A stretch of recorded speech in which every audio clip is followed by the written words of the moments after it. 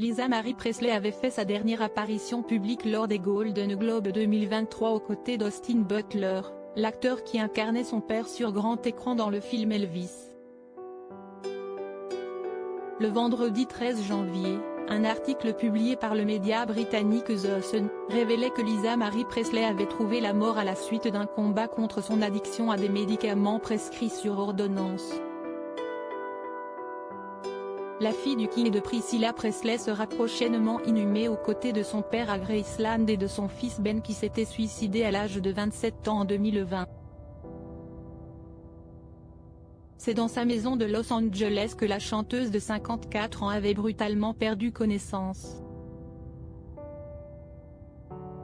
Après avoir subi un massage cardiaque de la part de Danny Keough, son premier mari qu'elle avait épousé en 1988 et avec qui elle avait récemment renoué, Lisa Marie Presley a été envoyée à l'hôpital où elle y a perdu la vie.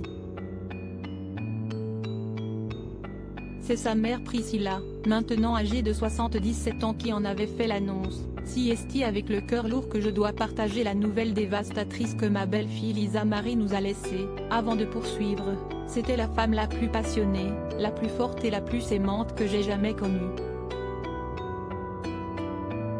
Supérieure à Lisa Marie Presley, sa dernière apparition.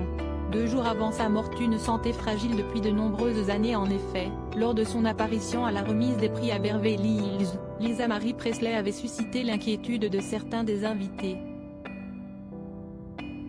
Toujours selon The Sun, la chanteuse avait déjà suivi un traitement en cure de désintoxication concernant des dépendances à l'alcool et aux drogues. En particulier à la gabapentine, des pilules antalgiques principalement utilisées pour traiter l'épilepsie et la douleur. Celles-ci peuvent aussi être prescrites en cas d'insomnie. La mère de 4 enfants était aussi adepte du Seroquel, ou quetiapine, administré aux patients souffrant de troubles de l'humeur.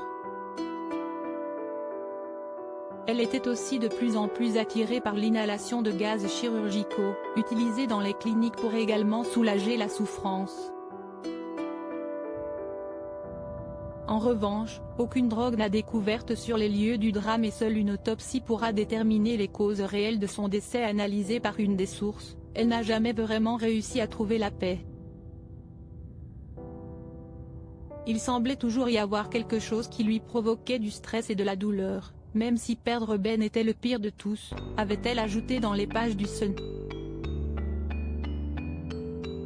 Article écrit en collaboration avec 6 médias Crédit Photo, et Chef Pavia The Groby Group.